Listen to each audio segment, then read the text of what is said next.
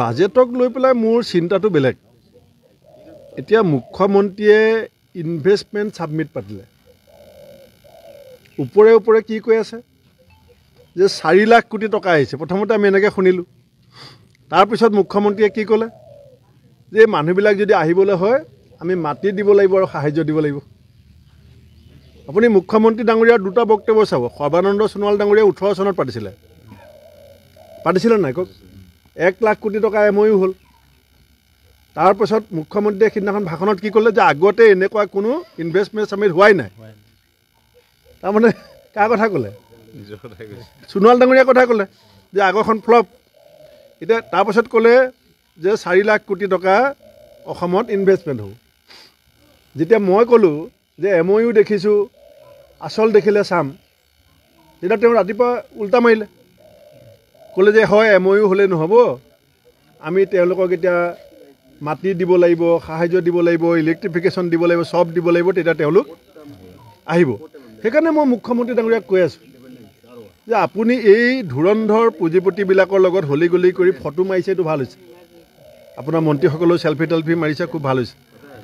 আপুনি MSME ছেক্টৰটোত জোৰ দিয়ক। মাইক্ৰ' স্মল আৰু মিনি যিবিলাক ক্ষুদ্ৰ উদ্যোগ আছে, মজলীয়া সৰু বৰ উদ্যোগ আছে, প্ৰায় 2 লাখ MSME ছেক্টৰৰ উদ্যোগ এতিয়া বন্ধ হৈ গৈছে। সেই উদ্যোগবিলাকত যদি জোৰ দিয়ে 3টা লাভ হ'ব। এটা হৈছে স্থানীয় মানুহে পুঁজি নিৱেশ কৰিব, এটা হৈছে সংস্থাপন বৃদ্ধি পাব, আৰু এটা হৈছে আমাৰ ষ্টেট GDP বাঢ়ি যাব। আপুনি MSMEত জোৰ দিয়ক। যদি আমি চৰকাৰ যেতিয়া বনাম, আপুনি চাব আমি ইনভেষ্টমেণ্ট ছাবমিট নাপাতোঁ, আমি MSME ছাবমিট পাতিম। যে যোনে ক্ষুদ্ৰ মজলীয়া মধ্যমীয়া উদ্যোগত আগভাগ ল'বৰ কাৰণে আগবাঢ়ি আহিব, আমি তেওঁলোকক সহায় কৰিম, তেওঁলোকক মাটি দিম, তেওঁলোকক আমি ইলেক্ট্ৰিচিটি কিবা ছাবচিডি দিম, তেওঁলোকক বেংকৰ পৰা ছাবচিডি দিম, চৰকাৰে ছাবচিডি দিম, আমি সেইটো কৰিম। আৰু সেইটোৰ কাৰণেহে কৰিলেহে অসমৰ এতিয়া 34 লাখ 36,000 নিবনুৱা আছে।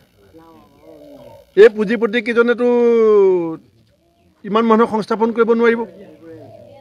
গতিকে মই আশা কৰিম বাজেটৰ লক্ষ্য হ'ব লাগে নিবনুৱা সংস্থাপন।